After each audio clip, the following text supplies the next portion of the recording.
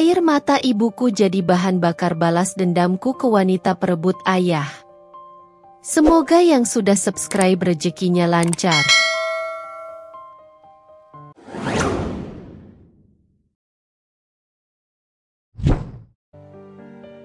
Namaku Anya. Dan di usiaku yang menginjak 13 tahun, duniaku terasa begitu sempurna. Aku adalah anak tunggal. Dan kasih sayang kedua orang tuaku tercurah sepenuhnya padaku. Rumah kami, yang terletak di sebuah komplek perumahan bernama Asri Damai, benar-benar mencerminkan namanya. Pepohonan rindang berjajar di sepanjang jalan, dan suara burung berkicau selalu menyambut pagi. Rumah kami sendiri, dengan cat berwarna krem lembut dan taman kecil di depan yang selalu dirawat ibu dengan penuh cinta, adalah tempat berlindung ternyaman. Aku ingat betul bagaimana setiap sore, setelah pulang sekolah, aku akan langsung menuju dapur. Di sana, ibu pasti sudah menyiapkan camilan kesukaanku. Entah itu kue coklat buatannya yang lembut atau pisang goreng kriuk yang selalu hangat. Ibu, dengan rambut panjangnya yang selalu ditata rapi dan senyumnya yang menenangkan, akan menyambutku dengan pelukan hangat. Kami akan duduk di meja makan, aku bercerita tentang hari di sekolah, tentang teman-teman dan pelajaran yang membuatku pusing. Ibu akan mendengarkan dengan penuh perhatian, sesekali memberikan semangat atau nasihat yang selalu tepat sasaran. Ibu adalah seorang ibu rumah tangga yang sangat aktif. Selain mengurus rumah dan aku, beliau juga aktif dalam kegiatan komunitas di komplek. Beliau sering mengadakan arisan, ikut pengajian, dan bahkan menjadi salah satu penggerak utama kegiatan. Aku bangga melihat ibu dikelilingi teman-teman yang menyayanginya. Melihatnya tertawa lepas saat berkumpul. Di mataku, ibu adalah sosok yang kuat dan mandiri, meskipun beliau selalu bersikap lembut dan penuh kasih. Ada satu hal yang selalu kuperhatikan dari ibu, matanya akan berbinar-binar setiap kali ayah pulang kerja. Itu adalah pancaran cinta yang tulus, yang membuatku yakin bahwa mereka adalah pasangan yang paling bahagia di dunia. Ayah, Irwan namanya, adalah sosok yang karismatik. Sebagai seorang arsitek, beliau memiliki selera seni yang tinggi, yang tercermin dalam desain rumah kami yang nyaman dan estetik. Beliau selalu bersemangat menceritakan proyek-proyeknya, dari desain rumah mewah hingga gedung perkantoran megah. Aku suka melihat ayah bekerja di ruang kerjanya, dengan kertas-kertas bertebaran dan pensil yang menari-nari di atas permukaannya. Beliau selalu menyempatkan diri untuk bermain bersamaku setelah pulang kerja. Kami sering bermain catur, atau sekadar bercerita tentang hari kami masing-masing. Ayah selalu punya jawaban untuk setiap pertanyaanku, dan penjelasannya selalu mudah kupahami. Ada satu kebiasaan yang sangat aku sukai dari ayah. Setiap malam sebelum tidur, beliau akan datang ke kamarku, membacakan cerita pengantar tidur. Suaranya yang berat namun lembut selalu berhasil membuatku terlelap dengan nyenyak. Cerita-cerita yang beliau bawakan pun beragam. Mulai dari kisah-kisah putri kerajaan hingga cerita-cerita lucu yang membuatku tertawa terbahak-bahak. Aku merasa sangat aman dan dicintai saat ayah berada di dekatku. Malam minggu adalah malam yang selalu kutunggu-tunggu. Itu adalah malam keluarga kami. Setelah makan malam di rumah, ayah akan mengajak kami keluar. Kadang kami menonton film di bioskop. Kadang kami makan malam di restoran favorit ibu, yang menyajikan berbagai macam hidangan laut segar. Di sana, ayah dan ibu akan saling bertukar cerita, tertawa bersama, dan sesekali saling menggoda. Aku selalu merasa bahagia melihat kebersamaan mereka, melihat betapa harmonisnya hubungan mereka. Aku sering berpikir, kelak aku ingin memiliki keluarga yang bahagia seperti mereka. Pagi itu, hari Sabtu yang cerah, suasana di rumah terasa begitu menyenangkan. Ibu membuatkan sarapan istimewa, nasi uduk dengan berbagai macam lauk pauk yang menggugah selera. Aroma harumnya sudah tercium sejak aku bangun tidur. Aku dan ayah sudah duduk di meja makan saat ibu datang membawa nampan berisi lauk pauk. Wah, ibu masak banyak sekali, seruku senang. Iya, ini kan hari libur. Kita harus sarapan yang enak, jawab ibu sambil tersenyum. Saat kami sedang menikmati sarapan, telepon rumah berdering. Ibu beranjak untuk mengangkatnya. Aku dan ayah melanjutkan makan sambil mengobrol ringan. Beberapa saat kemudian, ibu kembali dengan wajah yang sedikit berbeda. Senyumnya tidak selebar biasanya, dan ada sedikit kerutan di dahinya. Siapa, Bu? Tanya ayah. Itu telepon dari kantor. Ayahmu diminta untuk datang sebentar, ada masalah sedikit, jawab ibu, berusaha terdengar biasa saja. Masalah apa, Bu? Tanyaku penasaran. Tidak apa-apa, sayang. Urusan pekerjaan orang dewasa, jawab ibu sambil mengusap rambutku. Ayah tampak sedikit menghela napas, namun kemudian tersenyum pada ibu. Baiklah, kalau begitu aku berangkat dulu. Mungkin tidak akan lama. Beliau mencium kening ibu dan mengacak-acak rambutku sebelum pergi. Setelah ayah pergi, suasana di rumah terasa sedikit berbeda. Ibu tampak lebih diam dari biasanya. Beliau tetap melakukan aktivitasnya seperti biasa, membereskan rumah dan mencuci pakaian, namun aku merasakan ada sesuatu yang mengganjal di hatinya. Aku mencoba bertanya beberapa kali, namun ibu hanya menjawab dengan senyuman tipis dan berkata bahwa semuanya baik-baik saja. Siang itu, ayah belum juga pulang. Ibu mulai terlihat gelisah. Beliau beberapa kali melihat jam dinding dan mencoba menghubungi ayah melalui telepon. Namun tidak ada jawaban. Aku mulai merasa khawatir. Biasanya, jika ayah pergi sebentar, beliau akan segera kembali. Sore harinya, ibu mengajakku pergi ke taman komplek. Kami duduk di bangku taman sambil melihat anak-anak lain bermain. Ibu tampak melamun, pandangannya kosong. Aku menggenggam tangannya, mencoba memberikan semangat. Ibu jangan khawatir, ayah pasti sebentar lagi pulang, kataku mencoba menenangkan. Ibu tersenyum tipis dan memelukku erat. Iya, sayang, ibu percaya. Namun, di dalam hatiku, aku mulai merasakan firasat buruk. Ada sesuatu yang tidak beres. Perubahan ekspresi ibu saat menerima telepon tadi pagi, kegelisahannya saat ayah tak kunjung pulang, semuanya terasa janggal. Aku belum bisa memahami apa yang sebenarnya terjadi. Namun aku bisa merasakan bahwa kehangatan dan tawa yang biasanya memenuhi rumah kami hari itu terasa sedikit pudar. Dan tanpa kusadari, awan gelap mulai menggantung di atas keluarga kecil kami, siap untuk menumpahkan hujan air mata yang akan menjadi awal dari segalanya.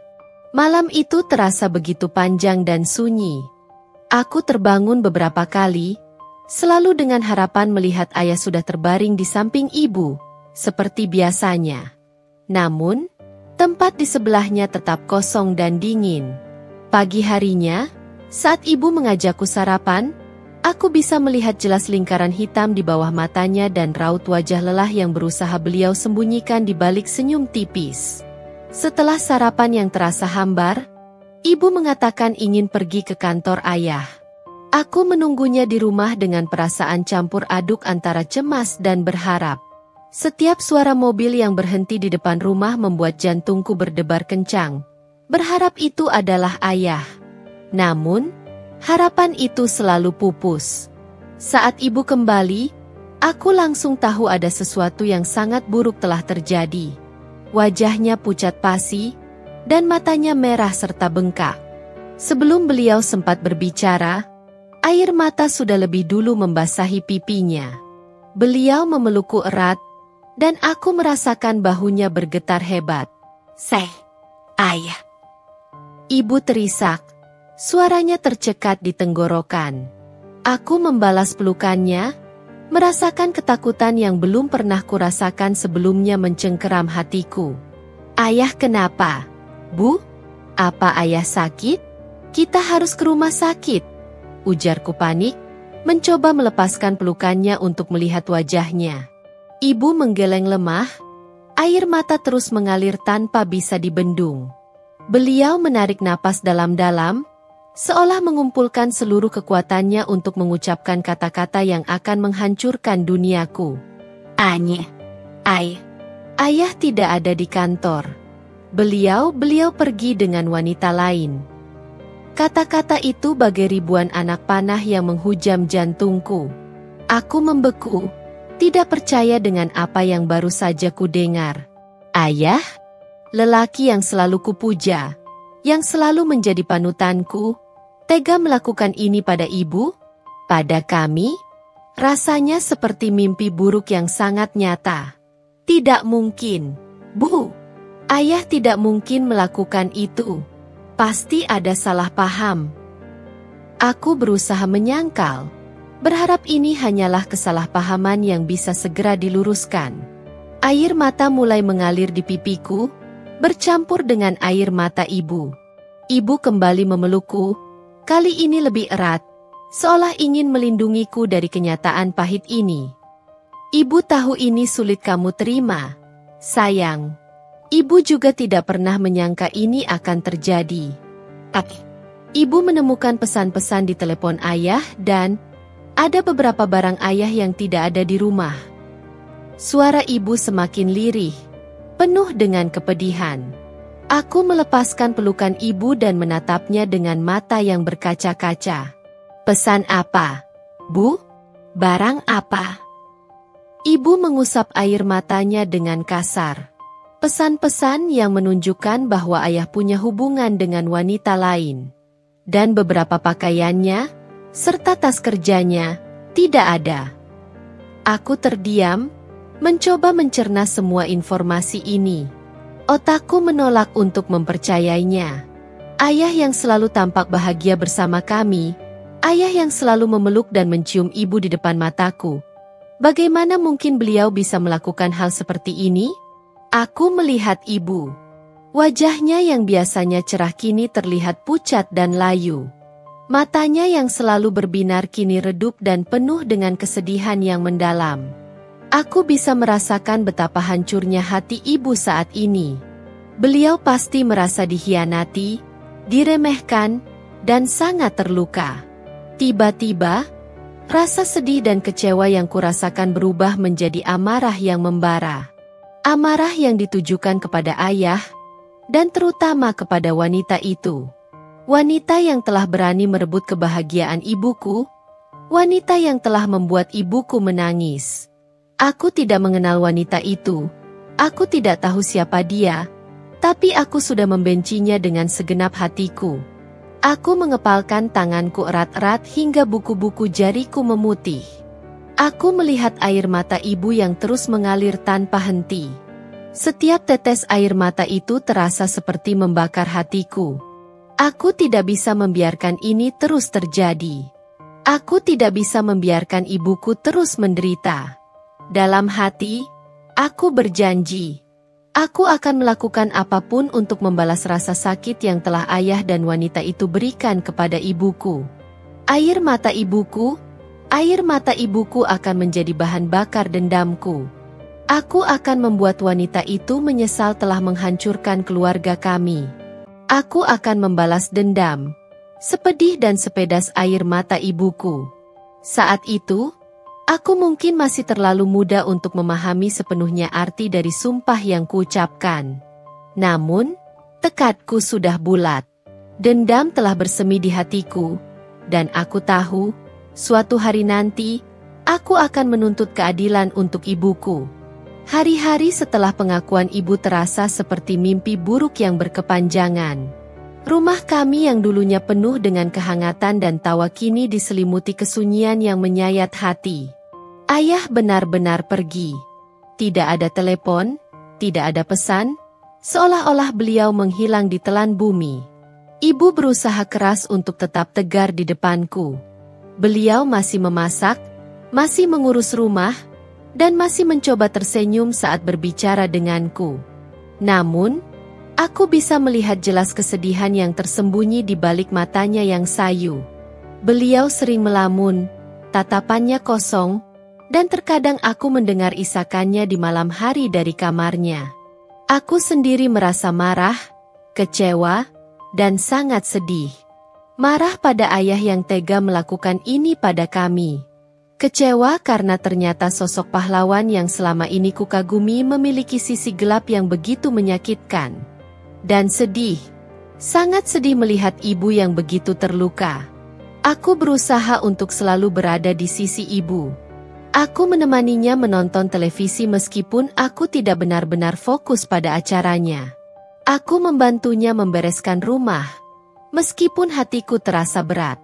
Aku bahkan mencoba membuatkannya lelucon-lelucon garing yang biasanya ayah lontarkan, meskipun hasilnya tidak terlalu lucu. Aku hanya ingin melihat ibu tersenyum lagi, meskipun hanya sedikit. Suatu sore, saat kami sedang duduk di ruang keluarga, ibu tiba-tiba memelukku erat. Beliau menangis terisak-isak di bahuku. "Maafkan ibu, sayang," katanya di sela-sela tangisnya. "Maafkan ibu karena kamu harus mengalami ini." Aku membalas pelukannya, mengusap punggungnya dengan lembut. "Ini bukan salah ibu," bisikku. "Ini salah ayah." Saat itu, ibu semakin terisak. Aku bisa merasakan betapa besar beban yang sedang beliau pikul. Aku tahu, selain rasa sakit hati karena dikhianati, ibu juga pasti merasa khawatir tentang masa depan kami. Bagaimana kami akan hidup tanpa ayah? Bagaimana dengan biaya sekolahku? Bagaimana dengan semua impian yang pernah mereka rajut bersama? Beberapa hari kemudian, Tante Risa, adik ibu, datang berkunjung. Beliau tampak sangat prihatin melihat kondisi ibu. Tante Risa memeluk ibu erat-erat dan mengatakan akan selalu ada untuk kami. Beliau juga mencoba berbicara denganku, memberikan semangat dan mengatakan bahwa aku harus kuat demi ibu. Dari percakapan ibu dan Tante Risa, aku mendengar sedikit tentang wanita itu. Namanya Renata, dan beliau adalah rekan kerja ayah di kantor. Aku tidak tahu seperti apa rupanya, tapi mendengar namanya saja sudah membuat hatiku berdenyut nyeri. Dialah penyebab semua ini. Dialah yang telah merusak kebahagiaan keluarga kami. Hari demi hari berlalu, namun luka di hati ibu belum juga mengering. Beliau menjadi lebih pendiam dan sering terlihat murung. Aku semakin merasa marah dan tidak berdaya. Aku ingin melakukan sesuatu, apa saja, untuk membuat ibu bahagia lagi. Suatu malam, saat aku sedang belajar di kamar, aku tidak sengaja mendengar ibu berbicara di telepon dengan Tante Risa. Suara ibu terdengar sangat sedih dan putus asa. Beliau mengatakan bahwa ayah belum menghubunginya sama sekali, dan beliau merasa sangat hancur. Setelah ibu selesai menelepon, aku memberanikan diri untuk menghampirinya. Aku melihat ibu duduk di tepi tempat tidur, air mata mengalir di pipinya. Aku duduk di sampingnya dan menggenggam tangannya. "Ibu," panggilku pelan. Ibu menoleh padaku, mencoba tersenyum meskipun matanya masih basah. "Ada apa, sayang?" "Ibu jangan sedih terus ya," kataku dengan suara bergetar. "Anya janji, Anya akan membuat ibu bahagia lagi. Anya akan membalas semua ini." Ibu menatapku dengan tatapan lembut namun penuh kekhawatiran. "Sayang, jangan bicara seperti itu. Balas dendam bukanlah jalan yang baik." "Tapi dia sudah membuat ibu menangis. Dia sudah merebut ayah dari kita," seruku dengan nada tinggi. Air mata juga mulai membanjiri mataku. Aku tidak akan membiarkan mereka bahagia di atas penderitaan ibu. Ibu memelukku erat. "Ibu tahu kamu sayang sama ibu, Nah, tapi jangan biarkan amarah menguasai hatimu. Kita akan baik-baik saja. Kita akan menghadapinya bersama." Meskipun ibu mengatakan itu, aku bisa merasakan bahwa beliau juga sangat terluka dan marah. Dan di dalam hatiku, janji itu sudah terukir dengan tinta yang takkan pernah pudar. Air mata ibuku telah menjadi bahan bakar dendamku, dan aku akan melakukan apapun untuk membalasnya. Aku mungkin masih kecil, tapi aku tidak akan tinggal diam melihat ibuku terus menderita. Rencana balas dendam itu mulai tumbuh perlahan di benakku, seperti benih yang ditanam di tanah yang subur oleh rasa sakit dan amarah. Minggu-minggu berlalu terasa lambat dan penuh dengan kesedihan yang tak terucapkan. Ibu mulai terlihat lebih tegar di luar, mencoba tersenyum dan melanjutkan hidup. Namun aku tahu di dalamnya beliau masih sangat rapuh. Setiap malam, samar-samar aku mendengar isakannya dari balik pintu kamarnya. Aku merasa tidak berdaya, ingin sekali menghapus air matanya dan mengembalikan senyum cerahnya.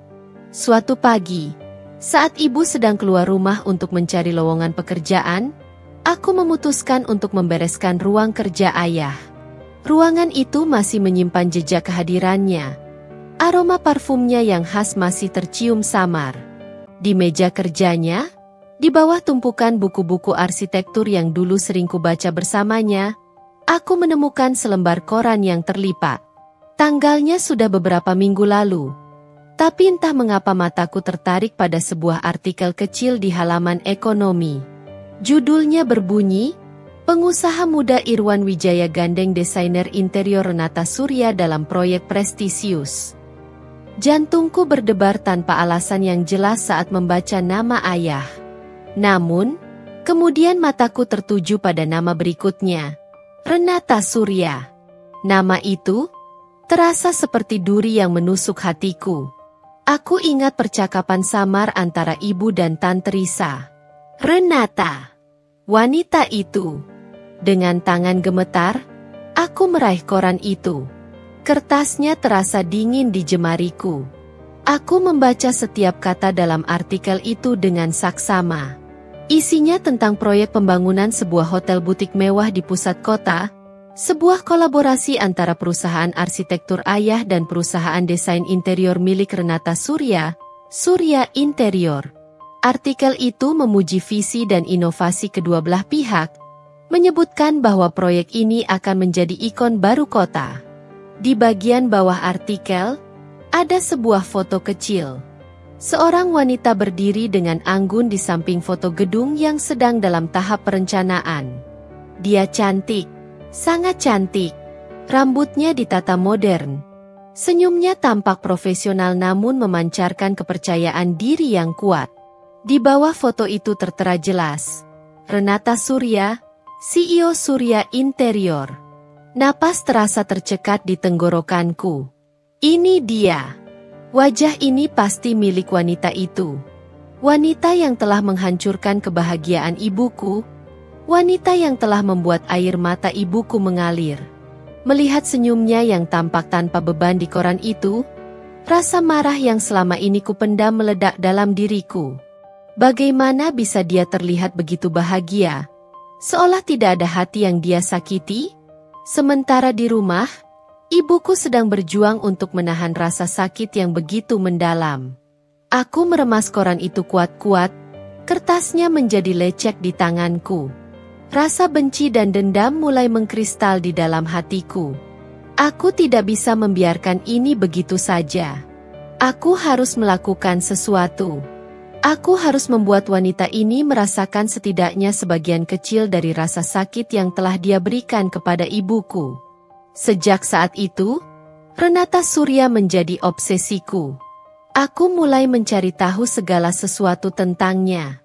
Setiap malam, setelah ibu tertidur, aku diam-diam menggunakan komputer ayah untuk mencari informasi di internet.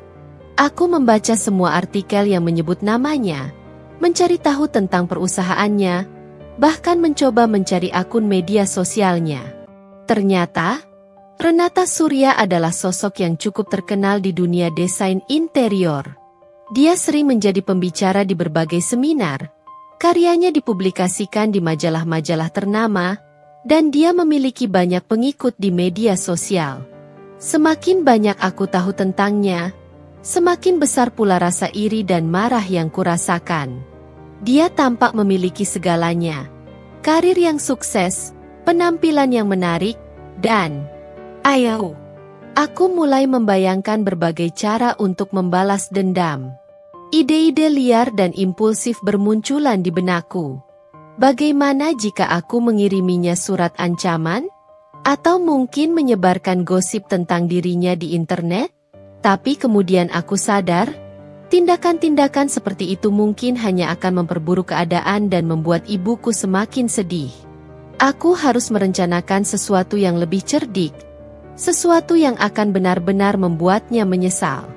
Suatu sore, saat aku kembali membereskan ruang kerja ayah, aku menemukan sebuah buku catatan kecil di laci mejanya. Buku itu terlihat usang, dengan sampul kulit yang sudah mengelupas di beberapa bagian. Aku ingat, ayah sering menggunakan buku itu untuk mencatat ide-ide proyeknya dan juga nomor-nomor telepon penting.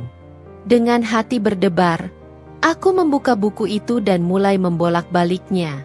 Di antara coretan-coretan ide desain dan sketsa-sketsa kasar, aku menemukan sebuah halaman yang berisi daftar nama dan nomor telepon. Mataku langsung tertuju pada satu nama dengan inisial RS. Di bawahnya, tertera sebuah nomor telepon rumah dan sebuah nomor ponsel. Jantungku berdegup kencang. Aku yakin, ini adalah nomor Renata Surya. Dengan tangan gemetar, aku menyalin kedua nomor itu ke buku catatanku sendiri. Ini adalah langkah nyata pertama dalam rencanaku. Aku belum tahu persis apa yang akan kulakukan dengan nomor-nomor ini, tapi aku merasa memiliki sebuah senjata di tanganku. Informasi ini akan menjadi kunci untuk membalas dendam. Aku akan mencari cara untuk menghubungi wanita itu, untuk mengetahui lebih banyak tentangnya, dan untuk merencanakan pembalasanku dengan lebih matang. Air mata ibuku tidak akan sia-sia. Aku akan memastikan Renata Surya membayar semua rasa sakit ini. Setelah menemukan nomor telepon Renata Surya, buku catatan ayah menjadi benda yang sangat berharga bagiku. Aku menyimpannya di tempat yang aman, di antara buku-buku tebal di rak paling atas kamarku. Setiap kali aku melihat ke sana, rasa ingin tahu dan keinginan untuk bertindak bercampur aduk di dalam diriku. Aku ingin segera menghubungi wanita itu, tapi aku tahu aku harus lebih pintar dari sekadar melampiaskan amarahku. Beberapa hari kemudian, saat ibu sedang keluar untuk menyerahkan berkas lamaran kerja ke beberapa tempat, aku merasa inilah saat yang tepat untuk mengambil langkah pertama. Aku membawa telepon rumah ke kamarku dan duduk di tepi tempat tidur dengan jantung berdebar kencang. Aku menatap nomor ponsel Renata Surya yang sudah kusalin di buku catatanku. Aku menarik napas dalam-dalam beberapa kali, mencoba menenangkan diri. Aku harus terdengar dewasa dan tidak mencurigakan. Akhirnya, dengan jari gemetar, aku menekan tombol-tombol nomor itu. Nada sambung terdengar beberapa kali sebelum akhirnya diangkat. Halo. Suara seorang wanita terdengar di ujung sana. Suaranya lembut, sedikit serak, dan ada nada ramah yang membuatku sedikit terkejut. Tidak terdengar seperti suara seorang perusak rumah tangga seperti yang kubayangkan. Aku sudah menyiapkan sedikit kebohongan. Selamat siang, Bu. Saya dari tim riset mahasiswa. Kami sedang melakukan survei singkat tentang tren desain interior di kalangan profesional. Apakah Ibu Renata Surya ada? Terdengar jeda sejenak. Oh, baik. Sebentar ya, saya sambungkan. Jantungku semakin berdebar. Aku berhasil. Aku akan berbicara dengannya. Setelah beberapa detik, suara Renata kembali terdengar. Selamat siang. Renata Surya di sini. Ada yang bisa saya bantu? Selamat siang, Bu Renata. Kataku, berusaha menahan gemetar dalam suaraku. Perkenalkan, nama saya, Sarah, dari Universitas Pelita Harapan.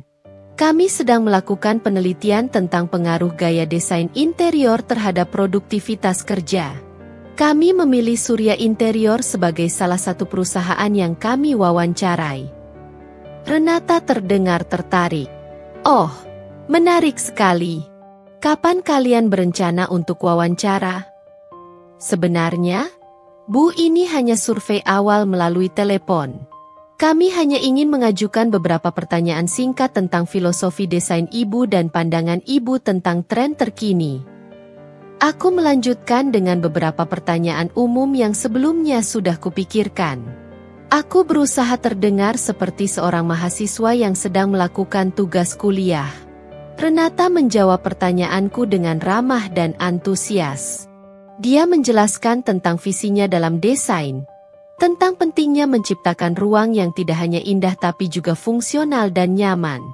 Selama percakapan itu, aku berusaha merekam setiap kata yang diucapkannya, mencoba menangkap intonasi suaranya, dan membentuk gambaran tentang kepribadiannya. Dia terdengar cerdas, profesional, dan sangat bersemangat dengan pekerjaannya. Tidak ada sedikit pun nada jahat atau licik dalam suaranya. Ini membuatku sedikit bingung, tapi juga semakin penasaran. Setelah sekitar 10 menit, aku mengakhiri panggilan dengan mengucapkan terima kasih atas waktu dan kesediaannya. Aku menutup telepon dengan perasaan campur aduk. Aku berhasil berbicara dengannya, tapi aku tidak mendapatkan informasi yang bisa langsung kugunakan untuk balas dendam. Namun, aku mendapatkan gambaran yang lebih jelas tentang siapa dia. Beberapa hari kemudian, aku memutuskan untuk mengambil langkah yang lebih berani. Aku ingat alamat kantor ayah dari kartu nama yang pernah kulihat. Aku mengambil semua uang saku yang kumiliki dan pergi ke halte bus. Perjalanan ke kantor ayah terasa sangat panjang. Selama di bus, aku terus memikirkan apa yang akan kulakukan setibanya di sana. Aku tidak yakin akan bertemu dengan ayah, tapi aku berharap bisa mendapatkan informasi tentang keberadaannya atau bahkan bertemu dengan Renata lagi. Sesampainya di depan gedung perkantoran yang megah itu, aku merasa kecil dan tidak percaya diri. Gedung itu menjulang tinggi, dengan kaca-kaca yang memantulkan cahaya matahari. Aku menarik napas dalam-dalam dan memberanikan diri untuk masuk. Lobi kantor itu terasa dingin dan mewah. Seorang wanita berparas ramah duduk di balik meja resepsionis. Aku menghampirinya dengan langkah sedikit ragu. "Selamat siang, Mbak," sapaku dengan suara pelan. "Selamat siang, ada yang bisa saya bantu?" Tanyanya dengan senyum profesional. Saya ingin bertemu dengan Bapak Irwan Wijaya," kataku, berusaha terdengar lebih dewasa dari usiaku. Wanita itu mengetik sesuatu di komputernya. "Maaf, Bapak Irwan sudah tidak berkantor di sini lagi, Nak." Aku terkejut. "Sudah tidak bekerja di sini lagi? Kemana beliau?" "Maaf, saya tidak punya informasi tentang itu," jawabnya sopan. Aku merasa sedikit kecewa, tapi aku tidak menyerah. "Kalau begitu, apakah saya bisa bertemu dengan Ibu Renata Surya?" Resepsionis itu mengangkat alisnya. "Ibu Renata? Beliau ada di ruangannya. Apa Anda sudah membuat janji sebelumnya?" Aku menggelengkan kepala. "Belum, Mbak. Tapi ini sangat penting. Ini tentang proyek kerjasama dengan ayah saya dulu." Aku mencoba mengarang alasan yang masuk akal. Wanita itu tampak ragu sejenak, lalu menghela napas. "Baiklah, tunggu sebentar ya." Dia meraih telepon dan menghubungi seseorang. Aku bisa mendengar samar-samar percakapannya. "Ibu Renata, ada seorang anak perempuan yang mengaku ingin bertemu terkait proyek dengan Bapak Irwan." "Iya." "Baik, saya sampaikan." Setelah menutup telepon, resepsionis itu menatapku. "Ibu Renata sedang ada rapat internal, tapi beliau bersedia meluangkan waktu sebentar untuk Anda. Silakan ikuti saya." Jantungku berdegup kencang seperti genderang. Aku berhasil. Aku akan bertemu dengannya lagi. Aku mengikuti resepsionis itu melewati lorong panjang yang dindingnya dihiasi dengan foto-foto proyek desain interior yang menakjubkan. Aku merasa semakin gugup, tapi juga semakin bertekad. Aku harus memanfaatkan kesempatan ini sebaik mungkin. Aku harus mencari tahu lebih banyak tentang Renata Surya dan hubungannya dengan ayahku. Dan yang terpenting, aku harus mulai merencanakan bagaimana cara membalas dendam atas air mata ibuku. Pintu di ujung lorong terbuka, dan di sana, di balik meja kerjanya yang besar, duduk wanita itu. Renata Surya. Pertemuan yang tak terduga ini adalah awal dari babak baru dalam hidupku. Babak di mana dendam mulai mengambil alih hatiku. Ruangan kerja Renata terasa dingin dan steril. Tidak ada kehangatan seperti di ruang kerja ayah dulu. Renata menunjuk kursi di depanku dengan gerakan anggun. Aku duduk, namun tubuhku terasa tegang. Aku menatapnya, mencoba membaca pikirannya di balik senyum profesional yang kini tampak lebih hati-hati. Jadi, Anya, Renata memulai dengan nada lembut, kamu bilang ingin tahu tentang proyek saya dengan ayahmu. Aku mengangguk. Mataku tidak lepas dari wajahnya. Iya, Bu Renata. Saya ingin tahu bagaimana kalian bisa bekerja sama begitu dekat. Aku menekankan kata, dekat. Berharap dia menangkap maksud terselubungku. Renata sedikit tersenyum. Ayahmu seorang arsitek yang sangat kreatif. Kami memiliki visi yang sama untuk proyek hotel butik ini. Kami sering bertukar ide dan berdiskusi panjang untuk menghasilkan yang terbaik. Apakah diskusi itu selalu tentang pekerjaan, Bu? Tanyaku, mencoba menyindir. Renata menatapku dengan tatapan yang lebih tajam kali ini. Anya, saya rasa kamu sudah tahu jawaban dari pertanyaanmu itu. Aku tidak mengalihkan pandanganku. Kalau begitu, kenapa ibu melakukannya? Kenapa ibu menghancurkan keluarga saya? Suaraku mulai bergetar, menahan tangis dan amarah yang bercampur aduk. Renata menghela napas panjang. Dia berdiri dari kursinya dan berjalan menuju jendela besar yang menghadap ke pemandangan kota. Punggungnya menghadapku saat dia berbicara. Hidup ini tidak selalu hitam dan putih. Anya, ada banyak abu-abu di antaranya. Hubungan saya dengan ayahmu itu kompleks. Kompleks bagaimana? Tanyaku sinis. Apakah kompleks itu berarti ibu merebut suami orang dan membuat anak-anaknya kehilangan ayah? Renata berbalik menghadapku, wajahnya tampak sedikit memerah. Saya tidak pernah berniat untuk merebut siapapun. Saya dan ayahmu, kami memiliki perasaan yang kuat satu sama lain. Itu terjadi di luar kendali kami. Perasaan? Aku tertawa hambar. Apakah perasaan ibu lebih penting daripada perasaan ibu saya? Apakah ibu tidak memikirkan bagaimana hancurnya hati ibu saya saat tahu suaminya berselingkuh? Air mataku akhirnya tumpah, mengalir di pipiku. Renata berjalan mendekatiku, raut wajahnya menunjukkan sedikit penyesalan. Anya, saya benar-benar minta maaf atas rasa sakit yang kamu dan ibumu rasakan. Saya tahu kata maaf tidak akan cukup, tapi tidak akan pernah cukup, potongku dengan nada tinggi. Ibu sudah mengambil ayah saya. Ibu sudah mengambil kebahagiaan ibu saya. Apalagi yang ibu inginkan? Renata terdiam, tidak menjawab pertanyaanku. Aku bisa melihat ada pertempuran batin di dalam dirinya. Mungkin ada sedikit rasa bersalah. Tapi egonya sebagai wanita karir yang sukses tampaknya lebih dominan. Anya, katanya akhirnya dengan nada yang lebih tegas, saya tidak akan membahas lebih jauh tentang hubungan pribadi saya dengan ayahmu. Itu bukan urusanmu, dan saya tidak berkewajiban untuk menjelaskannya padamu. Kata-katanya itu bagai tamparan keras di wajahku. Aku merasa diremehkan dan diabaikan. Amarahku semakin memuncak.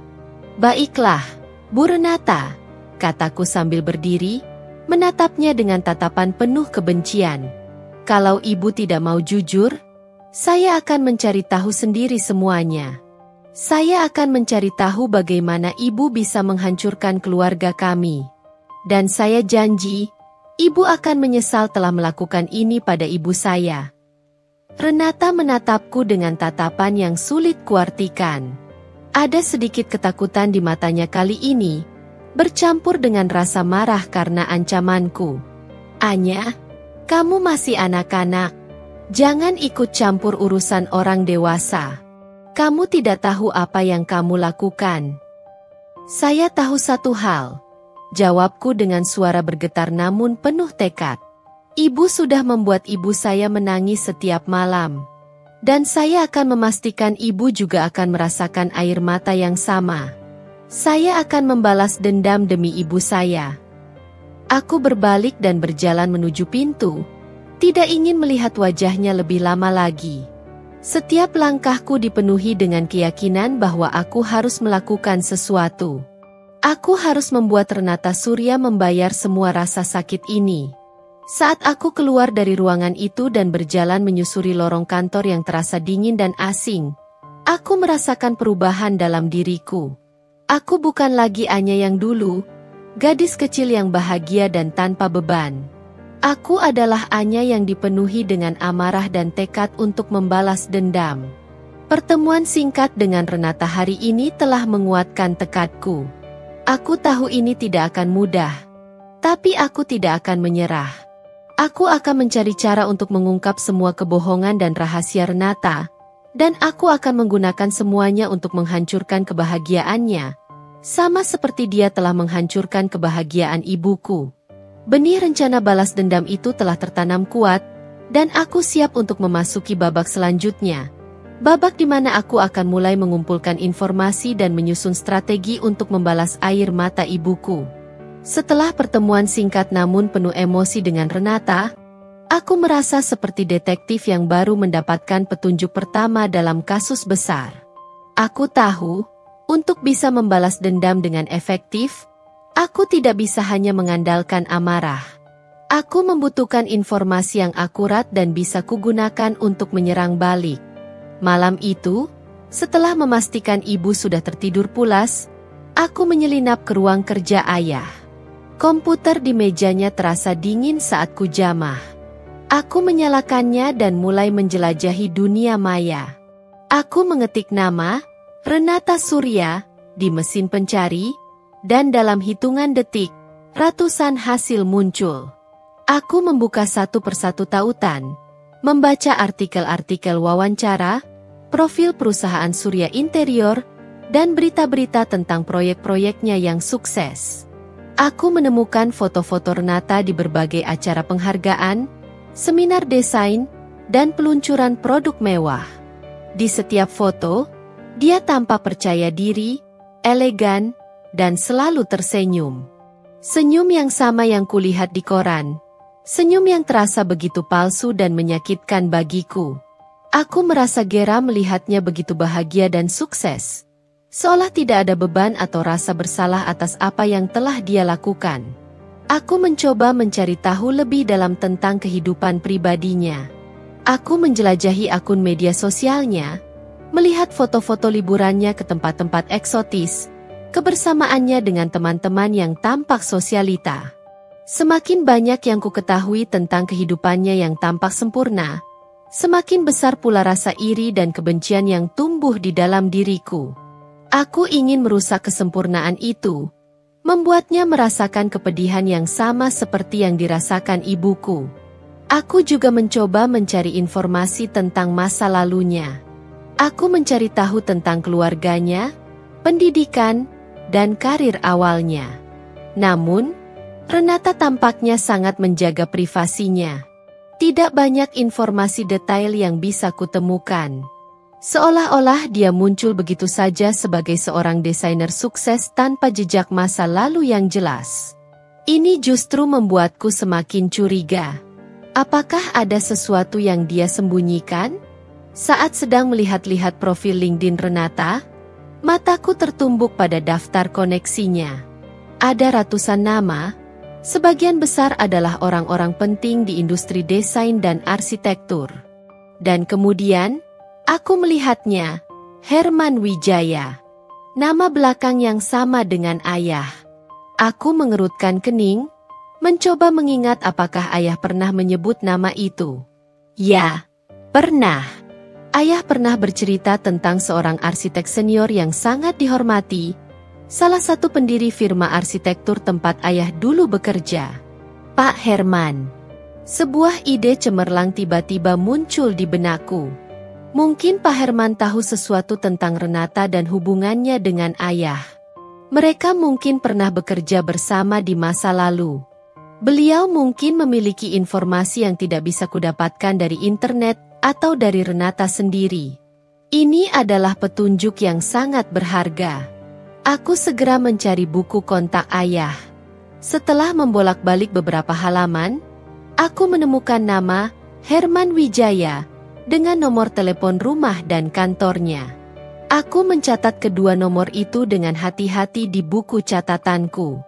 Aku belum yakin bagaimana cara menghubunginya, atau apa yang akan kukatakan, tapi aku merasa ini adalah langkah penting yang bisa membawaku lebih dekat pada kebenaran. Selain melakukan riset online, aku juga menjadi lebih peka terhadap percakapan di sekitarku.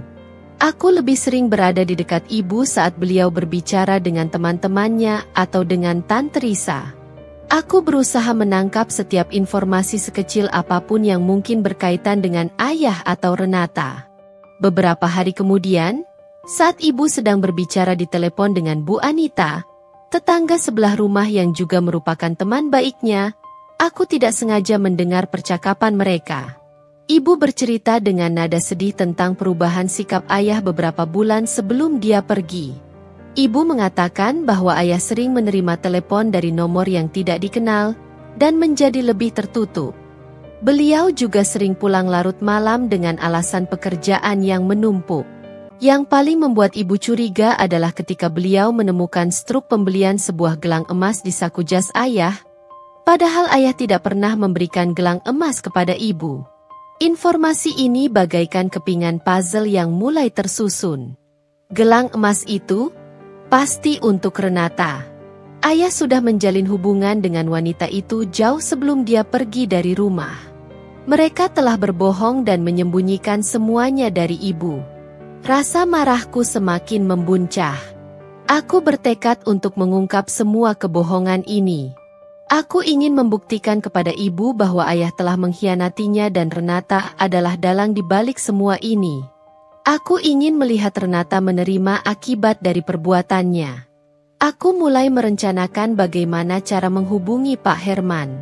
Aku akan berpura-pura menjadi seorang mahasiswa yang sedang melakukan penelitian tentang sejarah perusahaan arsitektur tempat ayah dulu bekerja.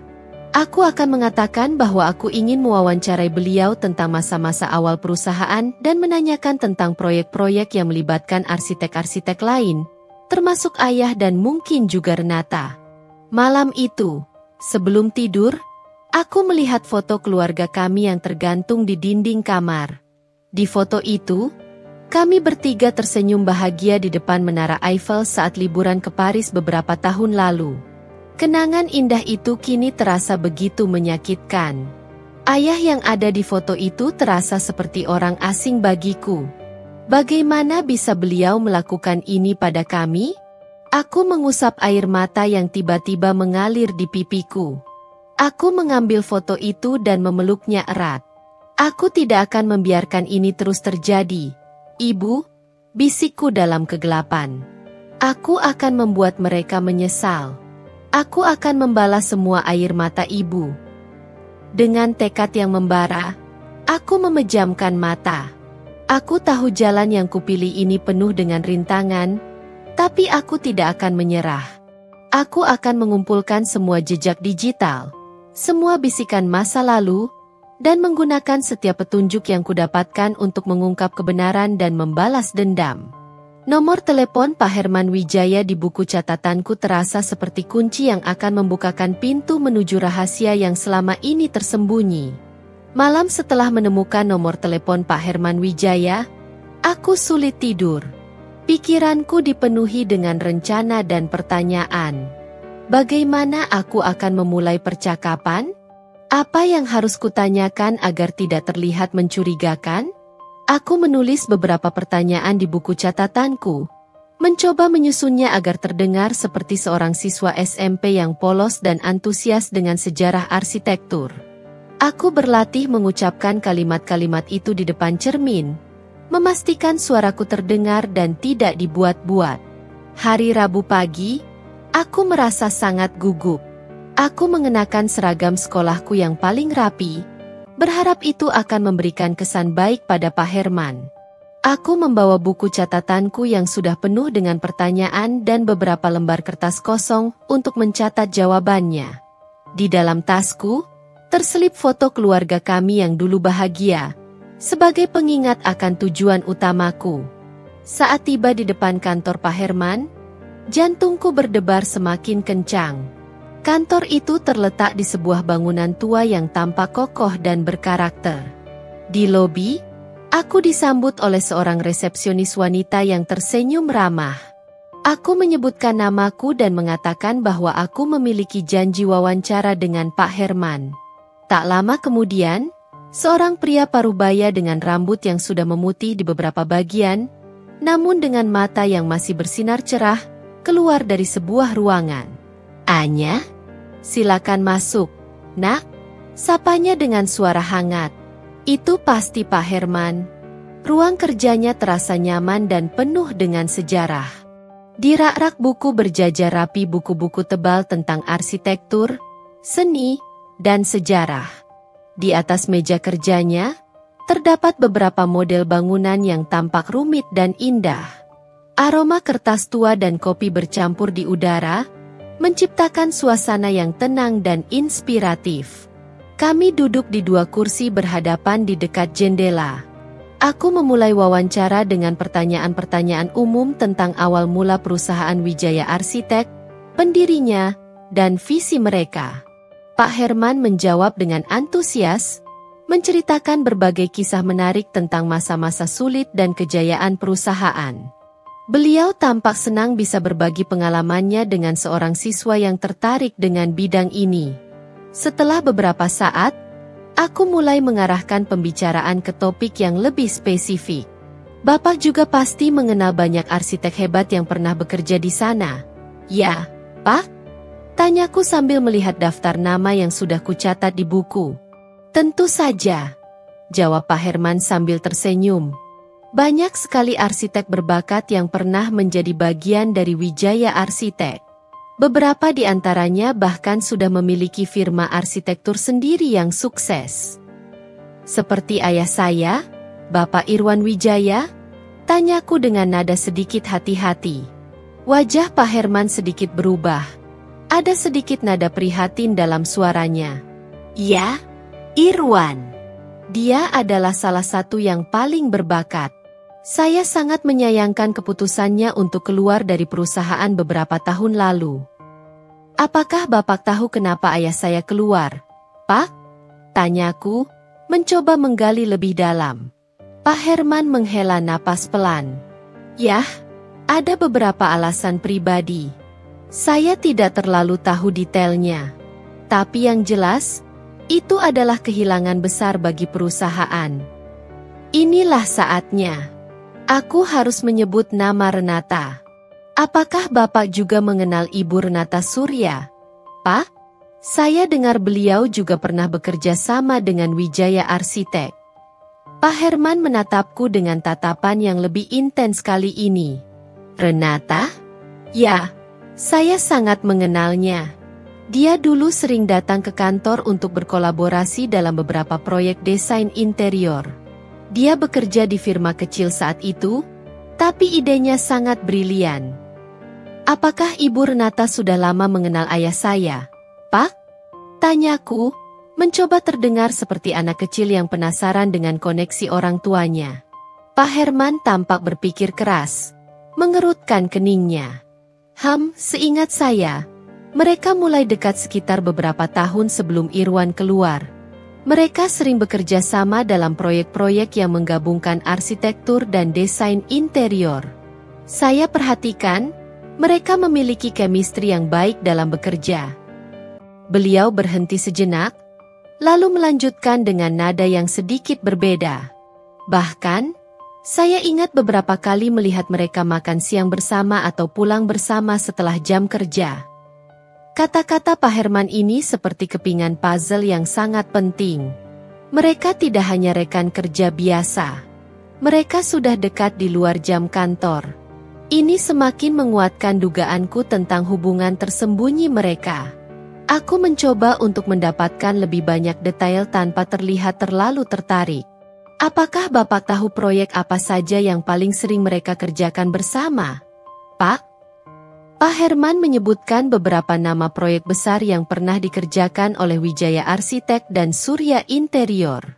Beliau juga menceritakan beberapa anekdot tentang bagaimana Ayah dan Renata bekerja sama, saling melengkapi ide dan mengatasi tantangan. Dalam ceritanya, Pak Herman tidak menyebutkan hal-hal yang mencurigakan, tapi bagiku, informasi bahwa mereka sering menghabiskan waktu bersama di luar pekerjaan sudah cukup menjadi bukti. Setelah hampir 2 jam berlalu, aku merasa sudah mendapatkan cukup informasi untuk saat ini. Aku mengucapkan terima kasih yang sebesar-besarnya kepada Pak Herman atas waktu dan penjelasannya. Beliau bahkan menawarkan untuk membantuku jika aku membutuhkan informasi lain di kemudian hari.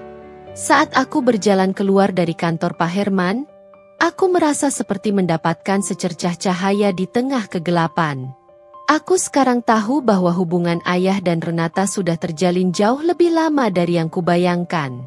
Mereka tidak hanya bertemu setelah Ayah meninggalkan rumah. Mereka sudah membangun kedekatan di belakang punggung ibu selama bertahun-tahun. Informasi dari Pak Herman ini akan menjadi modal penting dalam rencanaku. Aku harus mencari tahu lebih banyak tentang proyek-proyek yang mereka kerjakan bersama, tentang bagaimana kedekatan mereka berkembang, dan apakah ada orang lain yang mengetahui tentang hubungan mereka. Aku tidak akan berhenti di sini. Aku akan terus mencari kebenaran dan memastikan Renata Surya membayar semua air mata ibuku.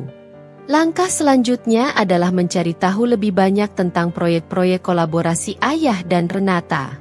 Mungkin di sana aku akan menemukan petunjuk lain yang bisa kugunakan. Informasi dari Pak Herman terus berputar di benakku.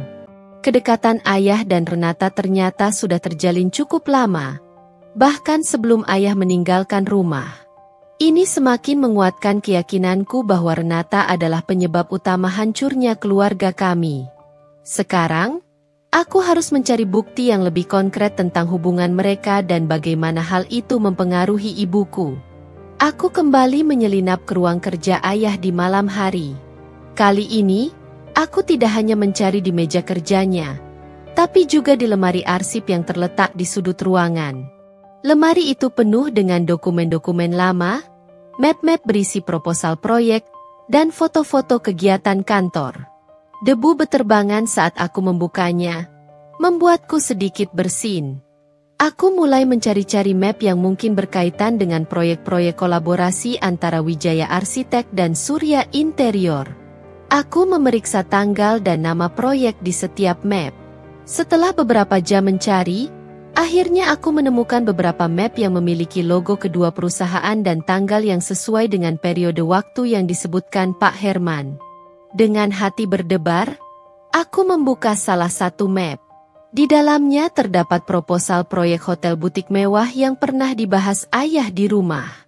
Ada juga beberapa surat menyurat antara Ayah dan Renata, membahas detail desain dan anggaran proyek. Bahasa yang mereka gunakan tampak profesional. Namun aku tidak bisa mengabaikan perasaan aneh yang muncul saat membaca nama mereka berdua secara berulang-ulang dalam konteks yang begitu intim, meskipun hanya seputar pekerjaan. Di map yang lain, aku menemukan beberapa foto. Foto-foto proyek yang sudah selesai, foto-foto tim yang sedang bekerja, dan kemudian beberapa foto yang membuat jantungku berdebar lebih kencang. Foto-foto Ayah dan Renata sedang berdiri berdampingan di lokasi proyek, tersenyum ke arah kamera. Di beberapa foto, mereka terlihat sangat dekat. Bahkan ada satu foto di mana Renata menyentuh lengan Ayah sambil tertawa. Pemandangan itu membuat hatiku mencelos. Mereka tampak begitu akrab dan bahagia bersama. Aku terus mencari di dalam map-map itu. Aku menemukan catatan-catatan kecil yang ditulis tangan. Beberapa di antaranya tampak seperti ide-ide spontan yang mereka diskusikan bersama. Aku juga menemukan salinan email yang dikirim ayah kepada Renata di luar jam kerja, terkadang di malam hari atau di akhir pekan. Isi email itu sebagian besar tentang pekerjaan, tapi ada beberapa kalimat yang terasa lebih personal, seperti ucapan selamat ulang tahun atau sekadar menanyakan kabar. Semakin banyak yang kutemukan, semakin jelas pula gambaran tentang kedekatan hubungan mereka. Ini bukan hanya sekadar hubungan profesional. Ada sesuatu yang lebih di antara mereka. Sesuatu yang mereka sembunyikan dari ibuku.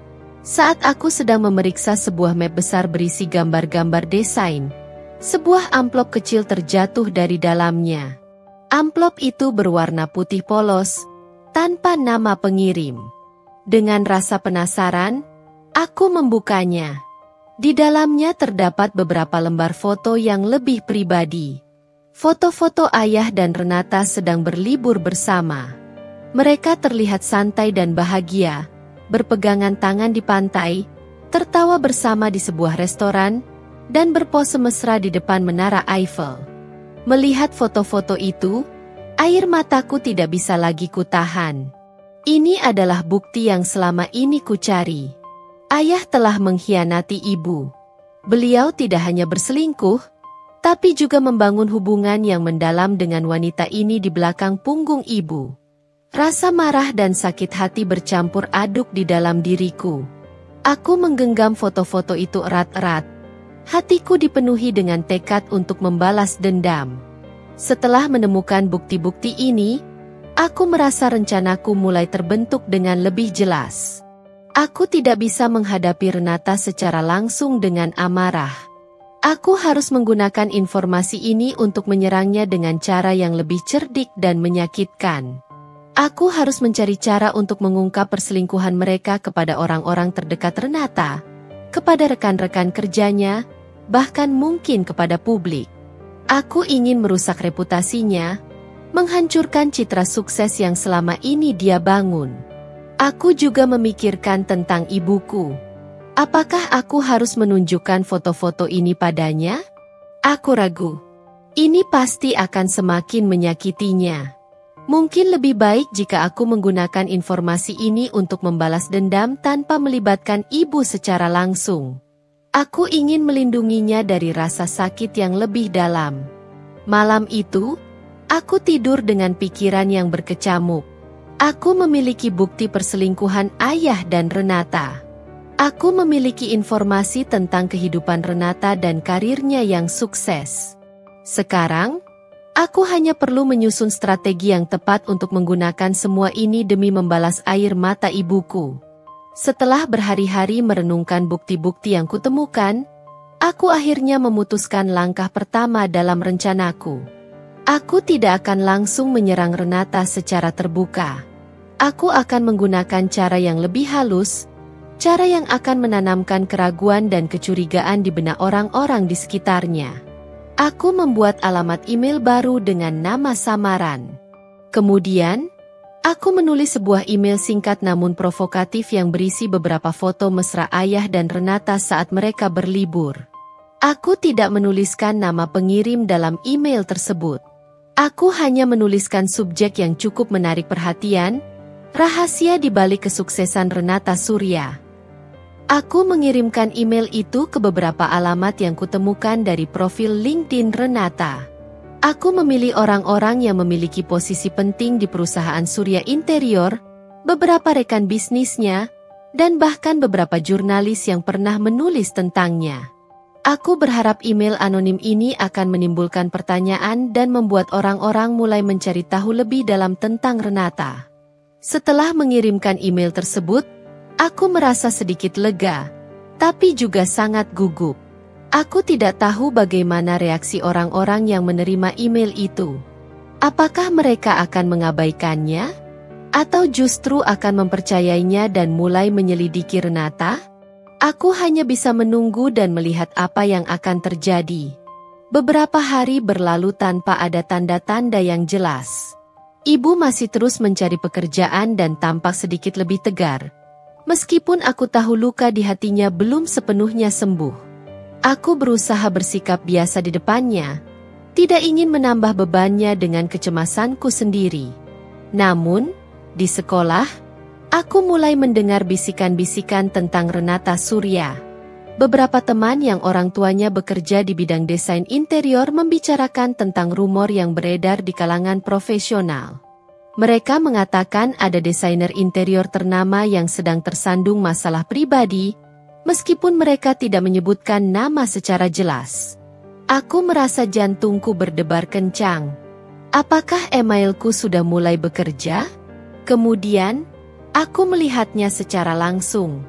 Suatu sore, saat aku sedang menunggu ibu di depan gerbang sekolah, aku melihat sebuah mobil mewah berhenti di dekat sana. Dari dalam mobil itu keluar seorang wanita yang sangat familiar. Renata Surya. Dia tampak sedang menjemput seorang anak kecil yang ternyata adalah salah satu siswa di sekolahku. Aku terkejut. Aku tidak tahu bahwa Renata memiliki anak. Informasi ini belum pernah kutemukan sebelumnya. Saat Renata berjalan menuju gerbang, aku bisa melihat raut wajahnya yang tidak secerah biasanya. Ada sedikit ketegangan di matanya, dan senyumnya tampak dipaksakan. Apakah dia sudah mendengar tentang rumor yang beredar? Apakah dia merasa ada sesuatu yang sedang terjadi? Aku bersembunyi di balik pohon besar di dekat gerbang, mengawasinya dari kejauhan. Aku melihatnya berbicara dengan beberapa orang tua murid lainnya, tapi tidak ada tawa atau keceriaan seperti biasanya. Dia tampak gelisah dan sesekali melihat ke sekeliling, seolah merasa ada yang sedang mengawasinya. Setelah menjemput anaknya, Renata segera masuk kembali ke mobilnya dan pergi. Aku menghela napas lega. Pertemuan tak terduga ini membuatku semakin yakin bahwa rencanaku mulai membuahkan hasil. Kegelisahan sudah mulai menyebar di sekitarnya. Malam itu, aku kembali memeriksa profil media sosial Renata. Aku melihat beberapa komentar aneh di unggahan terbarunya. Beberapa orang bertanya tentang kebenaran rumor yang beredar, meskipun komentar-komentar itu kemudian dihapus. Aku tersenyum tipis. Ini baru permulaan. Aku tahu, Renata Surya tidak akan tinggal diam. Dia pasti akan berusaha mencari tahu siapa yang menyebarkan rumor ini dan apa motifnya. Aku harus lebih berhati-hati dan memastikan bahwa jejakku tidak terlacak. Langkah selanjutnya adalah mencari tahu lebih banyak tentang kehidupan pribadi Renata, terutama tentang anaknya. Mungkin ada sesuatu di masa lalunya yang bisa kugunakan untuk menyerangnya dengan lebih efektif. Aku akan terus mengumpulkan informasi dan menunggu waktu yang tepat untuk melancarkan serangan berikutnya. Klimaks dari rencana balas dendamku sudah semakin dekat, dan aku tidak akan berhenti sampai Renata merasakan kepedihan yang sama seperti yang dirasakan ibuku. Rumor tentang Renata Surya semakin santer terdengar. Aku melihat beberapa artikel online yang membahas tentang dugaan perselingkuhan seorang desainer interior ternama, meskipun namanya disamarkan. Aku tahu itu pasti tentang Renata.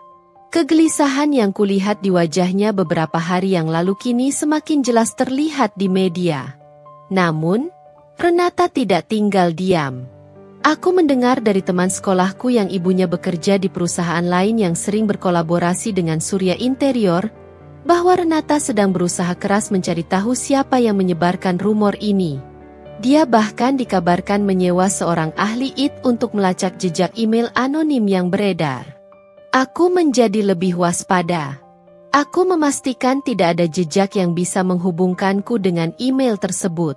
Aku menggunakan jaringan Wi-Fi publik saat mengirimkannya dan menggunakan nama samaran yang tidak akan pernah bisa dilacak kembali padaku. Sementara itu, aku terus mencari tahu tentang kehidupan pribadi Renata. Aku kembali menjelajahi media sosialnya, mencari petunjuk tentang keluarganya.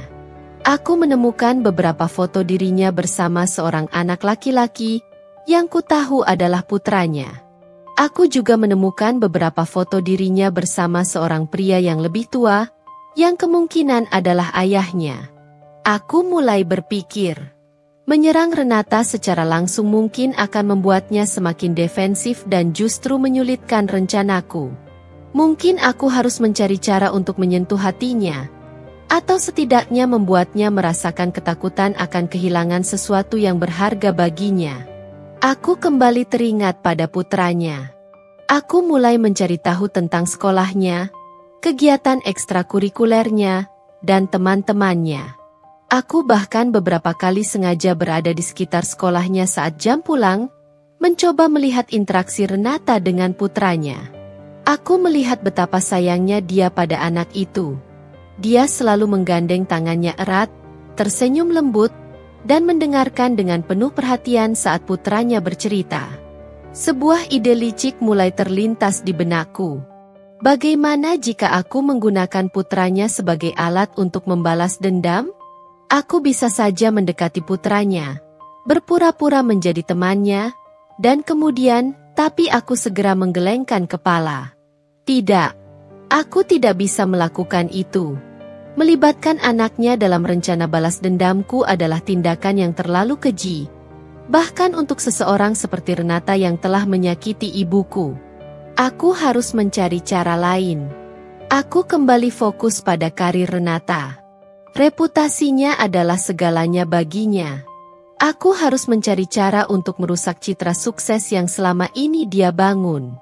Suatu sore, saat aku sedang berada di sebuah kafe dekat sekolah, aku tidak sengaja melihat Renata sedang duduk di meja yang tidak jauh dariku. Dia tampak sedang berbicara serius dengan seseorang melalui telepon. Raut wajahnya tegang dan penuh kekhawatiran. Aku mencoba mencuri dengar percakapannya. Saya tidak tahu siapa yang melakukan ini, katanya dengan suara pelan namun penuh emosi. Tapi mereka berusaha menghancurkan hidup saya, karir saya, semuanya. Aku merasa sedikit bersalah mendengar nada putus asa dalam suaranya. Tapi kemudian aku kembali teringat pada air mata ibuku, dan rasa bersalah itu segera menghilang. Tiba-tiba, Renata mengakhiri panggilannya dan melihat ke sekeliling. Tatapannya bertemu dengan tatapanku. Dia tampak terkejut sesaat, lalu raut wajahnya berubah menjadi dingin dan penuh kecurigaan. Dia bangkit dari kursinya dan berjalan menghampiriku. "Kamu," katanya dengan nada menuduh. "Kamu yang menyebarkan semua rumor ini, kan?" Aku mencoba untuk tetap tenang meskipun jantungku berdebar kencang. "Saya tidak tahu ibu bicara tentang apa," jawabku, berusaha terlihat polos. "Jangan berbohong padaku," bentaknya, suaranya sedikit meninggi. "Saya melihatmu di kantor saya waktu itu. Kamu mengaku sebagai putrinya Irwan. Dan sekarang, semua ini terjadi. Pasti kamu pelakunya." Aku menatapnya dengan tatapan yang sama dinginnya. Memang benar saya putri Bapak Irwan. Tapi saya tidak tahu menahu tentang rumor yang ibu maksud. Jangan pura-pura bodoh. Renata semakin marah. "Saya akan melaporkan kamu ke polisi jika kamu tidak berhenti."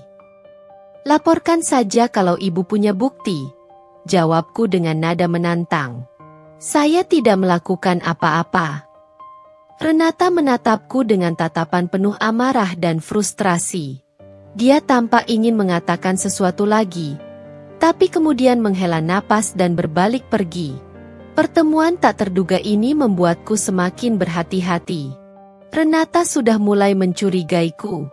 Aku harus lebih pintar dan tidak meninggalkan jejak yang bisa menghubungkanku dengannya. Tapi di sisi lain, konfrontasi ini juga membuatku semakin bersemangat.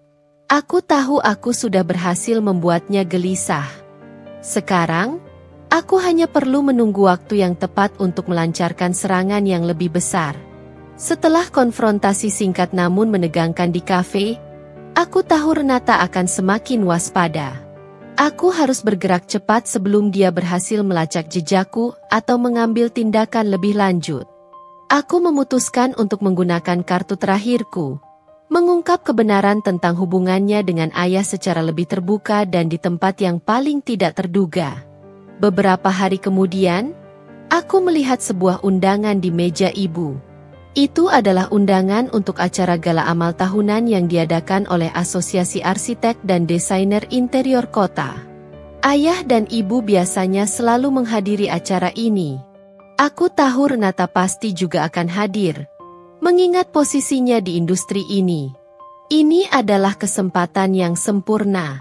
Aku akan mengungkapkan kebenaran tentang hubungan mereka di depan banyak orang, di acara yang seharusnya menjadi perayaan kesuksesan dan profesionalisme. Aku yakin, ini akan menjadi pukulan yang sangat telak bagi reputasi Renata. Dengan bantuan Tantrisa, aku berhasil mendapatkan tiket masuk ke acara gala tersebut. Aku mengenakan gaun sederhana namun rapi yang kupinjam dari Tantrisa. Malam itu, aku merasa lebih tua dari usiaku, dipenuhi dengan tekad dan sedikit rasa takut. Saat tiba di ballroom hotel mewah tempat acara diadakan, aku melihat kerumunan orang-orang berpakaian elegan. Aku mencari-cari sosok Renata di antara mereka. Tak lama kemudian, aku melihatnya. Dia tampak anggun dan memukau dalam balutan gaun malam berwarna merah menyala. Dia sedang berbicara dengan beberapa orang penting di industri ini, tersenyum dan tertawa seolah tidak ada beban di hatinya. Aku menarik napas dalam-dalam dan mulai bergerak mendekatinya. Jantungku berdebar kencang, tapi aku tidak bisa mundur lagi. Ini adalah saatnya. Aku mendekati kelompok Renata dan dengan sengaja menyenggol gelas minuman salah satu tamunya, hingga tumpah sedikit mengenai gaun Renata. "Oh, maafkan saya," kataku dengan nada dibuat-buat panik. Renata menoleh padaku dengan tatapan terkejut sekaligus kesal. "Tidak apa-apa," katanya, lalu matanya membelalak saat menyadari siapa aku. "Kamu?" Aku tersenyum sinis. "Hai, Bu Renata. Kita bertemu lagi di tempat yang tidak terduga, ya?" Renata mencoba untuk tetap tenang meskipun aku bisa melihat ketegangan di wajahnya. "Apa yang kamu lakukan di sini, Anya?" "Saya di sini untuk merayakan kesuksesan ibu," jawabku dengan nada yang penuh sindiran. Kesuksesan yang ibu raih mungkin dengan cara yang sedikit tidak biasa. Beberapa orang di sekitar kami mulai memperhatikan percakapan kami. Renata mencoba menarikku menjauh, tapi aku menolak. "Anya, jangan membuat keributan di sini," bisiknya dengan nada mengancam. "Kenapa tidak, Bu Renata? Bukankah semua orang di sini berhak tahu tentang bagaimana ibu meraih kesuksesan ibu? Tentang kerjasama ibu yang sangat dekat dengan ayah saya." Aku sengaja mengeraskan suaraku agar lebih banyak orang mendengar. Renata tampak panik. Dia mencoba membungkamku, tapi aku menghindar. Aku mengeluarkan beberapa foto mesra ayah dan Renata dari dalam tas kecilku dan menunjukkannya kepada orang-orang di sekitar kami. "Lihatlah, ini adalah kerjasama yang sebenarnya antara Ibu Renata dan ayah saya. Mereka tidak hanya bekerja sama, mereka juga berselingkuh di belakang ibu saya," seruku dengan suara lantang. Keheningan seketika menyelimuti area tersebut. Orang-orang di sekitar kami tampak terkejut dan mulai berbisik-bisik. Renata tampak pucat pasi. Wajahnya menunjukkan kemarahan dan ketakutan yang luar biasa. Kamu anak kurang ajar," bentaknya, mencoba merebut foto-foto itu dariku. Aku menghindar dan terus menunjukkan foto-foto itu kepada orang-orang. Beberapa dari mereka bahkan mengambil foto dengan ponsel mereka. Aku tahu berita ini akan menyebar dengan cepat. Renata mencoba menarikku keluar dari ballroom, tapi aku menolak. Aku ingin dia merasakan malu dan dipermalukan di depan semua orang. "Ibu tahu bagaimana rasanya dipermalukan di depan umum, Bu Renata?"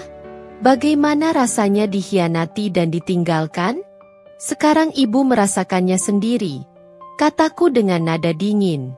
Tiba-tiba, seorang pria parubaya yang tampak berwibawa menghampiri kami. Renata, apa yang terjadi di sini?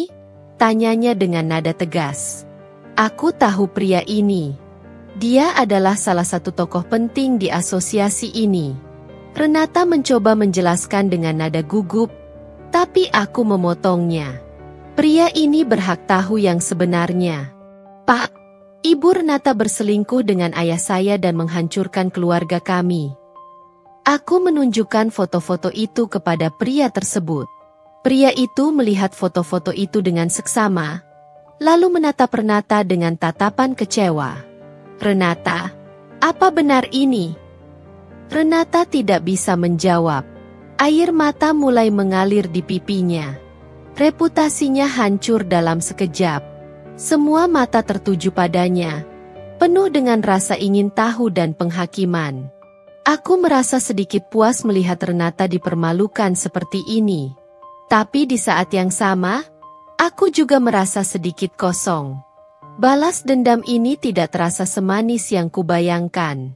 Tiba-tiba, aku melihat ibu berdiri di dekat pintu masuk ballroom. Tante Risa pasti sudah memberitahunya tentang apa yang kulakukan. Ibu tampak terkejut dan sedih melihat pemandangan ini. Aku berjalan menghampiri ibu. Ibu, kataku pelan. Ibu memelukku erat. Anya, apa yang sudah kamu lakukan? Aku tidak menjawab, hanya memeluknya erat. Aku tahu, tindakanku ini mungkin tidak benar, tapi aku melakukannya demi ibu. Aku ingin dia tahu bahwa aku mencintainya dan aku tidak akan membiarkan siapapun menyakitinya lagi. Malam itu berakhir dengan kekacauan dan air mata. Tapi satu hal yang pasti, kebenaran tentang Renata Surya dan ayah sudah terungkap. Klimaks dari rencana balas dendamku telah tercapai. Sekarang, aku hanya bisa menunggu dan melihat apa yang akan terjadi selanjutnya. Malam gala itu berakhir dengan sangat kacau. Setelah aku mengungkapkan kebenaran dan menunjukkan foto-foto itu, Renata Surya menjadi pusat perhatian yang tidak diinginkannya. Beberapa orang tampak terkejut dan kasihan, sementara yang lain berbisik-bisik penuh gosip. Renata sendiri tampak sangat terpukul dan malu. Dia akhirnya meninggalkan acara itu dengan tergesa-gesa, ditemani oleh beberapa rekannya yang setia. Ibu memelukku erat di luar ballroom. Ada kesedihan dan kekhawatiran di matanya, tapi aku juga melihat sedikit kelegaan. Anya, kamu tidak seharusnya melakukan itu, katanya dengan nada lembut. Tapi, terima kasih. Aku tahu ibu tidak sepenuhnya setuju dengan caraku, tapi aku juga tahu bahwa di lubuk hatinya, dia merasa sedikit terhibur karena kebenaran akhirnya terungkap. Berita tentang skandal di acara gala itu menyebar dengan cepat keesokan harinya. Beberapa media online memberitakan tentang insiden tersebut, meskipun sebagian besar masih menyamarkan nama-nama yang terlibat. Namun, di kalangan industri arsitektur dan desain interior, semua orang tahu siapa yang dimaksud. Dampaknya pada Renata Surya sangat besar. Beberapa proyek kerjasamanya dibatalkan, dan reputasinya sebagai desainer interior ternama tercoreng. Aku melihat beberapa komentar negatif tentang dirinya di media sosial dan forum online. Sebagian orang mengecam tindakannya, sementara sebagian lainnya merasa kasihan padanya. Ayah akhirnya menghubungi ibu beberapa hari kemudian. Suaranya terdengar cemas dan marah. Dia menanyakan tentang kejadian di acara gala dan menuduhku telah mempermalukannya dan Renata.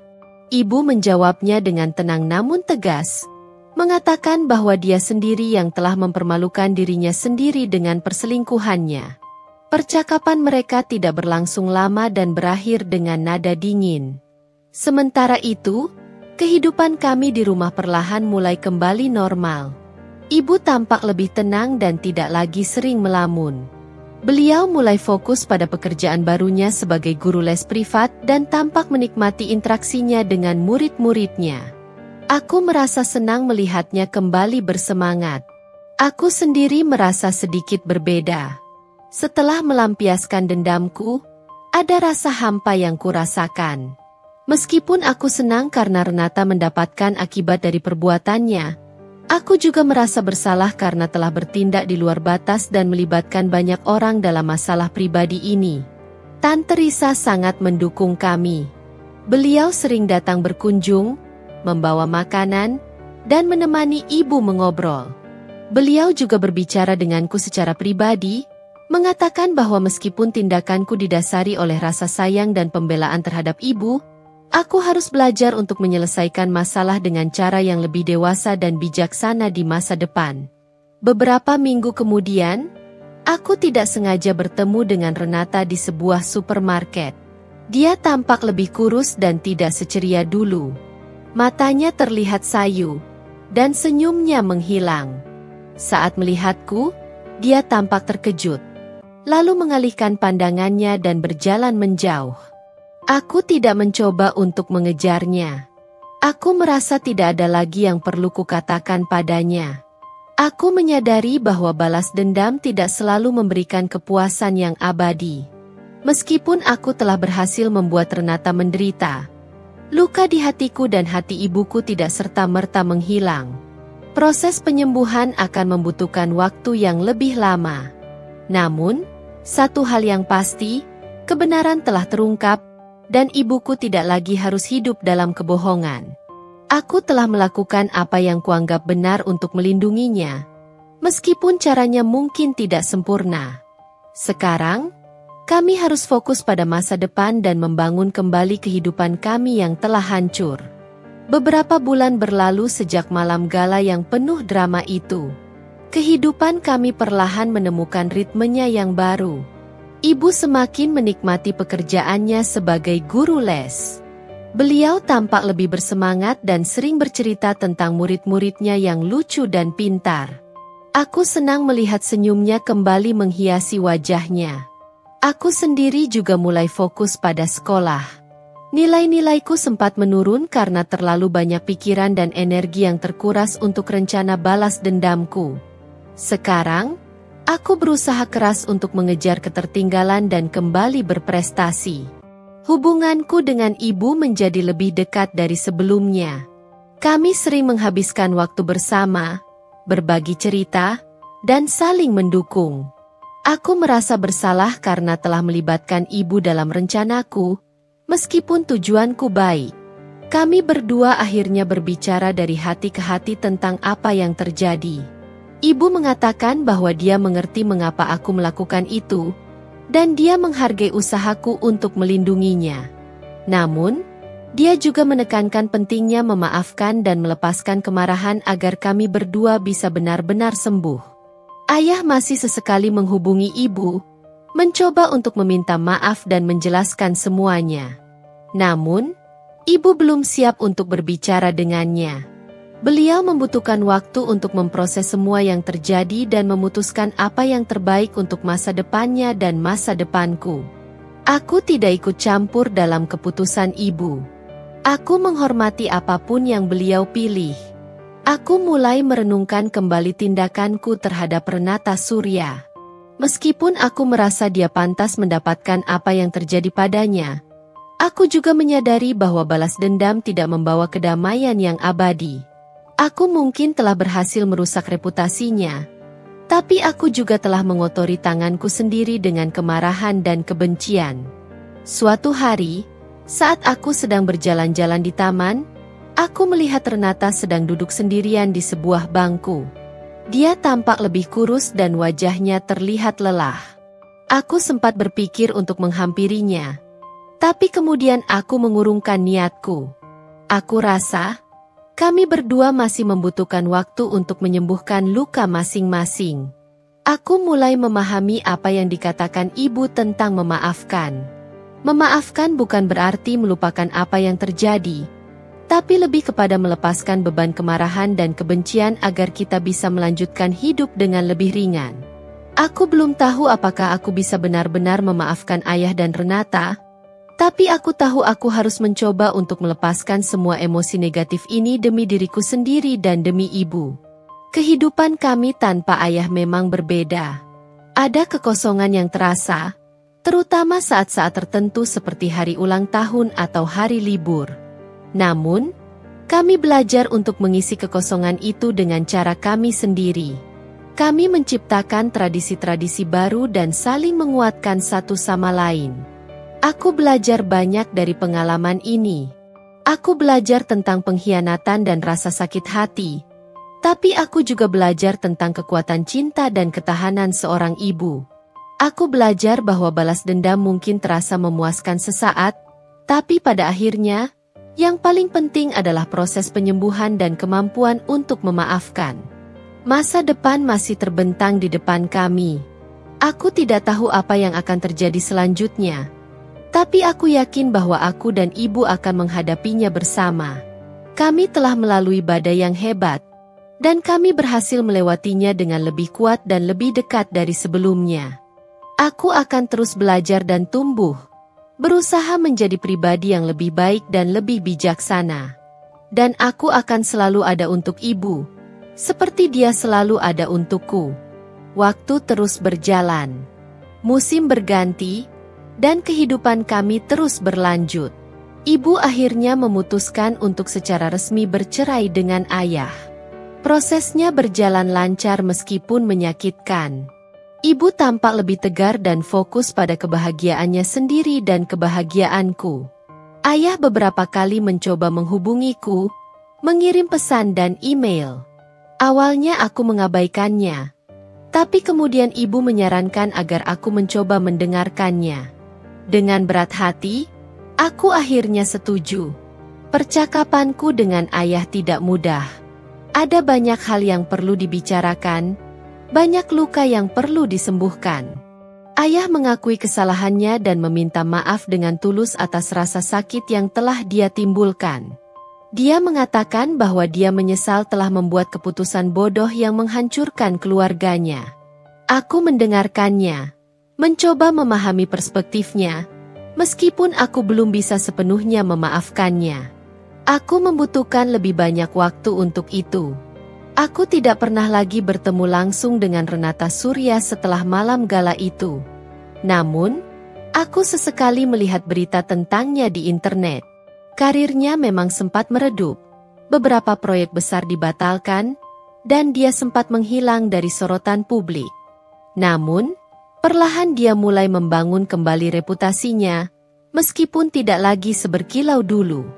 Aku mendengar dia pindah ke kota lain dan memulai kembali dari awal. Aku tidak tahu bagaimana perasaannya sekarang, tapi aku berharap dia juga belajar dari kesalahannya. Aku sendiri semakin dewasa dan mulai memahami bahwa hidup ini penuh dengan kompleksitas dan tidak selalu hitam dan putih. Tindakanku membalas dendam mungkin telah memberikan kepuasan sesaat, tapi itu juga meninggalkan rasa bersalah dan kekosongan di dalam diriku. Aku belajar bahwa kemarahan dan kebencian hanya akan merugikan diri sendiri. Ibu menjadi inspirasiku. Aku melihat bagaimana dia bangkit dari keterpurukan, bagaimana dia menemukan kekuatan dalam dirinya untuk melanjutkan hidup meskipun telah terluka. Dia mengajarkanku tentang arti ketegaran, kesabaran, dan pentingnya memaafkan, meskipun tidak mudah. Aku mulai aktif dalam kegiatan sosial di sekolah dan mencoba untuk fokus pada hal-hal yang positif. Aku menemukan kembali minatku pada seni dan mulai melukis lagi.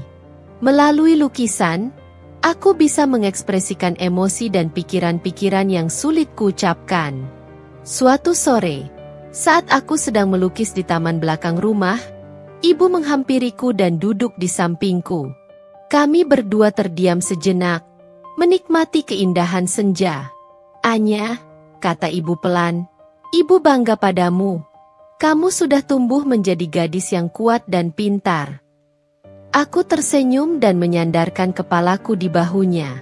"Terima kasih, Ibu. Ibu juga sangat kuat." Kami berdua tahu bahwa luka masa lalu tidak akan pernah benar-benar hilang, Tapi kami belajar untuk hidup berdampingan dengannya. Kami telah membangun babak baru dalam hidup kami. Babak yang didasari oleh cinta, dukungan, dan pengertian. Aku mungkin tidak akan pernah sepenuhnya melupakan apa yang terjadi, tapi aku belajar untuk tidak membiarkan masa lalu menghantuiku. Aku memilih untuk fokus pada masa depan, pada impian-impianku, dan pada kebahagiaanku bersama ibu. Kedamaian akhirnya kuraih, bukan melalui balas dendam, tapi melalui penerimaan, pemahaman, dan kemampuan untuk memaafkan diri sendiri dan orang lain. Aku belajar bahwa kebahagiaan sejati tidak bisa dibangun di atas penderitaan orang lain. Dan meskipun kenangan tentang ayah dan Renata akan selalu menjadi bagian dari masa laluku, aku memilih untuk mengingat pelajaran yang kudapatkan dari pengalaman itu. Pelajaran tentang kekuatan keluarga, pentingnya kejujuran, dan bahwa cinta sejati akan selalu menemukan jalannya untuk menyembuhkan segala luka.